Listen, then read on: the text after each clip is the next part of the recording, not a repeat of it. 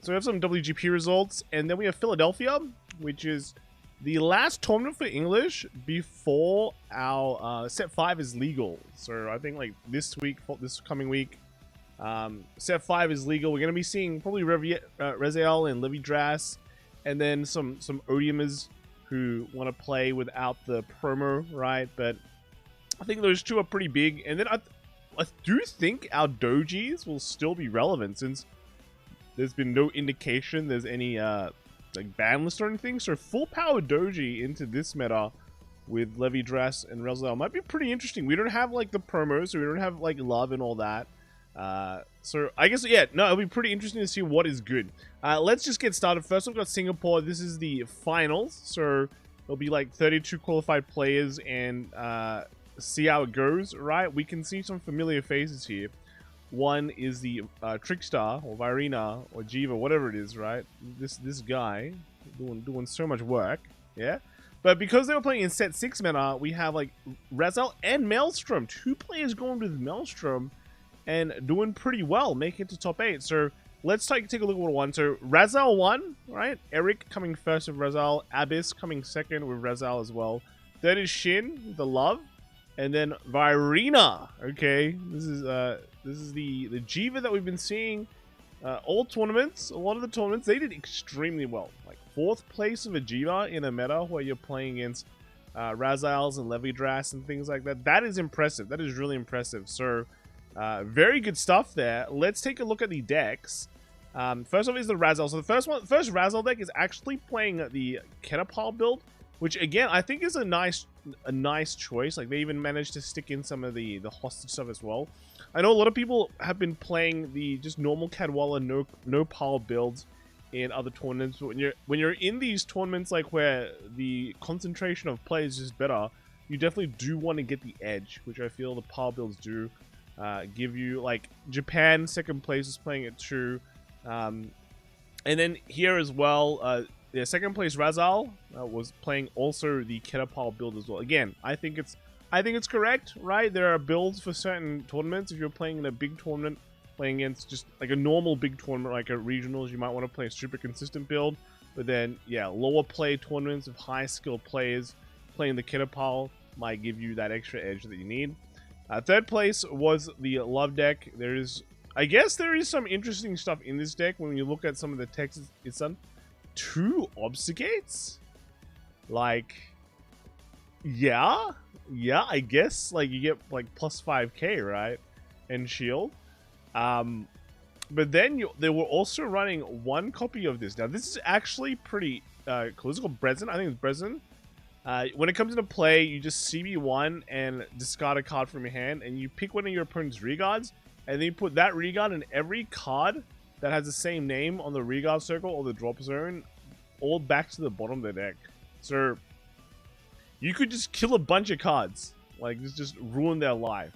Yeah, I think in the mirror this would be pretty good, right? Because you send all their important pieces, like because they were like 1, 2, and 3, only like 1 set of them for Love and Berry. So if you send like their 1 line all the way back to the bottom of the deck, their Crest Call will be pretty bad. Then I guess for like Razael, if you send like the Nibiris back, their calls become really bad too. So I guess there's like some unique things you can do with this deck, and Counterblast really isn't that much of an issue. And you also run a bunch of order cards that's like stick in your hand. So I guess you can just discard them because yeah, countercharging isn't really much of an issue. So it's pretty interesting tech. And then 4th place was the Jiva deck, and this is clearly built to the player's liking. You know, the 1 draw. I think he's just running all the nice triggers here, like 1 draw, 2 fronts, right? Yeah. But yeah, no, like even though I say it's to the players liking, this deck did do very well for his WGPs. You can see him post every week on VG Top Decks usually. So yeah, no, there's true love going. This is a real love deck, all right. This is true love going to this deck, and they got a really good result. So congratulations there. Yeah. Next we have is Thailand. Thailand having a WGP as well. I see a Bruce. Right. This is, I think this was the WGP or one of the qualifiers. I think I had a winning VMAN's Bruce deck, right? So pretty cool, right? Pretty cool. But again, we have like the 2 Razal, 2 Varga though, and like the Levidras, Chronojet, Odium, Bruce, and then in the top 8, the winner was Rezal again, right? Again, Rezal seems to be doing really good. Second was Hino with the Resats, the Varga Dragres, right? First was Belter X, by the way. Third was Fighter Mai with the Levidras, and fourth was 0-2 with the Chronojet. So again, a Chronojet. This is a set 6 format, so Chronojet is relevant, yeah? Like, as new cards to play with. Rizal once again playing the pile build, right? So you see it here. I think it just seems like everyone outside of Japan is fully on board the pile, right? So nothing really much to say here. Just, you know, the normal Rizal ride line piling up, and then the rest is like Nibiru's and things like that. So pretty packed deck, right? Like, there's not much variance there. And then next is the Dragres. So running just the normal Varga ride line, like, because including this one, because this is part of the normal Varga ride lineup. This is the one of choice. But yeah, 2 Impulsive, 3 2 Impulsives, not running any of the Glaive Dragon, going like a 2-2 split with like your boosters. Actually running Boulder Axe. There's been decks that don't run Boulder Axe, so yeah, that's good to see. Running Defensing Roar with draw triggers. Now, like, I think draw triggers are fine, right? But usually Defensing Roar is pretty good with fronts. But, you know, I guess you just combo with any 15k, you'll feel good too. But yeah, so Varga, 4x Varga, Dragons of course, and only 1 Summit Flare. I guess like earlier builds running more Summit Flare, but now 1. I've seen a lot of decks just run 1. It's like the 1 slot. They just want to tick in a bunch of things. So okay, that's not bad, not bad. Third place we have is the Levidras. Levidras is running 1 Countercharger. Apart from that, you know, 1 Habitat, 4x of a lot of other things. Yeah. So I think this is pretty straightforward build. This is like 1 build you can straight up copy when you play in English. Just depends if you want to run like the counter charge or not. You can probably just, if you don't run it, you just replace it with the Charmnet.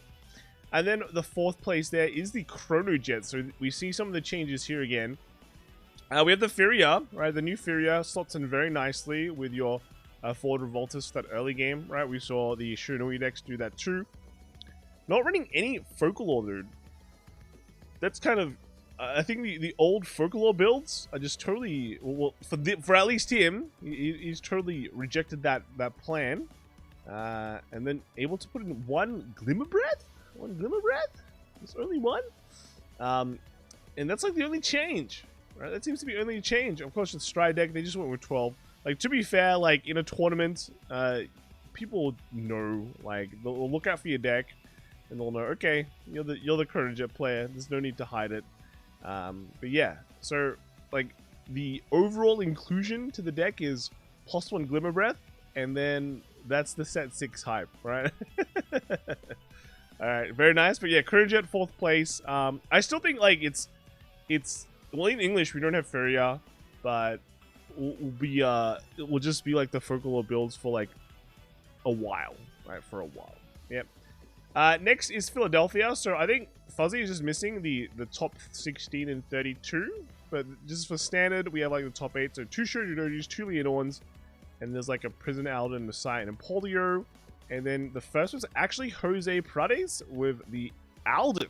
Right? Alden. But then second place got Alicia Moreno with the Messiah deck. And then, like we see, you know, Mintong, and then Chevron P as well. All Shoryudojis. This is like the when you see these standard tops, right? You see the two Shoryudojis in 3rd and 4th place. You're like, yeah, man, that's the lot. Yeah, Alden taking it over the Messiah, and I think that's fine. Like, you know, Alden very aggressive, but Messiah also a deck that can just kind of, you know, draw enough cards to just kind of outlast the Shoryudoji and scale, which I think is okay. And then, I mean, we're gonna get more support with this Messiah as well in set 6, so it should be pretty cool. Pretty cool. First place deck, we have the Alden, right? Alden, running the four of her. Was it the Raznil, right? But also, is it Pile? Yeah, so we got the Pile with the Sergon as well. That fills up quite a few slots. Only 2 Ermac, but also running Valtrosa, right? I don't think Valtrosa was like auto include in Alden, was it? But I mean, it does similar things. Lets you have a good early game, puts back important cards, lets you dig for cards as well. So I think that's pretty good. Second place was Alicia with that Messiah deck, and we got the 4-point choice. Yeah. So you be aggressive, play the grade 1, 3 of the order, which I think is right. You just want to call things out. 3 orders, still running 3 of the Kleins, but you know, I saw a lot of people just cut the Kleins out to run just 4 Arrest the Messiah when they have the new order, but you still get those like gaps where you just don't have a double Arrester. You're like just going, you know, sometimes 4 attacks is fine, right? But you know what's better than 4 attacks? 5 attacks. So, so I think the Klein inclusion is still pretty good. You got your Sacrifice Messiah as well, and that's pretty much the build, right? Like 3 alter egos, and then you can always just salvage your stride fodder every turn. So yeah, I think that's cool, right? Like that's cool. Just draw a bunch. Oh, I guess what you're missing here is Mechani's, right? No Mechani's. So yeah, you don't get to like draw insane, but you draw your initial amount, and I guess you call it a day. All right, you call it a day. So pretty cool. And then third place at the Shoujo Dojis. We'll just kind of go through it pretty quickly. This one is just a pretty straightforward build. You know, we got some 2 Kage Chicas, right? And then 1 extra of the Forktail. So pretty straightforward there. But then in fourth place, actually a bit different. So this one is still running. They're not cutting any Izasos, but some of their flex slots have been moved into the new PR, which is Dojin, which lets them get rid of a few more cards from their opponent's bind zone. Which seems pretty good, right? Seems pretty good, right? So yeah, just I guess a unique take compared to just plug in the Kagachikas, plug in the Falhide, you're good to go. And then in premium, we have 8 Mega Colony, right? This is America, all right? This is America as we know it. 8 Mega Colony. That is, if I played in this top cut, I actually wouldn't care because I'm not playing Grand Blue. Yeah, no, I'll be the 9th Mega Colony. Let's be real. Yeah, Mega Colony, followed by 6 Nubatama. Man, what a top 32. You have 4 Grand Blue and 3 new. These guys are just sad, right? Sad times in this format. 2 Bermudas, right? Geek Chronicle and a lot of others. Then in the top 16, 4 Mega Colonies died. Wow, 4 Megas died. 3 Nubas made it through. Somehow, like 2 Grand Blues, right? 2 Grand Blues. What happened to Katrina's like Gonzes, you know? And then in the top 8, 3 Nubatamas continue to live. 3 Mega Colonies continue to live. I was going like, how is there like 9 slots? But it's like, yeah, no, there's a Mega Colony Flagberg. Like, what? And then a Grand Blue still managed to get it there, and then a Spike Brother, and then finally we have the top 4. Mike Mapole with the Nubatama coming in first. Second was Peter Van Allen, right, with the Mega Colony. Been playing this deck for like forever, right? I'm pretty sure he's been on Mega Colony for like years at this point. Third was Ruddy with the Spike Brothers, and then fourth was Alicia again, right? Unfortunately, not getting that invite for Premium, but I think she already has the invite for Standard, right? So yeah, also in the Nubatama deck as well. So let's take a look at the deck. So first we have is that first place Nubatama, and again they're on Crest Nui, right? Going the 4 Shoujo Dojis. They don't run any of the decoy token dudes, right? So I guess their builds are just pretty straightforward in what they want to do. Yeah, just go Crest, hope for the best, scale big, multi-attack. Easy life, right? Easy life. Fully relying on, is it Furai for the multi-attack? Yeah, okay. Then second was the Mega Colony deck. So this one is running some interesting stuff. We have some light elemental peekers here. which makes you, I guess it makes your dark faces not that weak on defense. At the same time, they also have like resist, right? So this plus like plus N peaks can make the Nubatama matchup, I guess, like better, because they can't dominate your stuff. They have to use like Renes and things like that, but you don't run Honolees, which I guess can be. I mean, Honolees do come up, right? But it's it's Peter, right? Peter's been playing the deck for a while, so I think he knows what he's doing more than me. Like, I'm just I'm just a random. I look at all the American decks and they all run Antline though, and the Eastern ones, the ones in Asia, they all run things like Inlet Pulse just for the extra draw. So I don't know. I think the difference in the Mega Colony builds are pretty interesting, right? I've not been a fan of Antline, like, to be fair. I can see where you'd want to run him, but you know, I personally like the Inlet Pulse. But that's because I like drawing cards.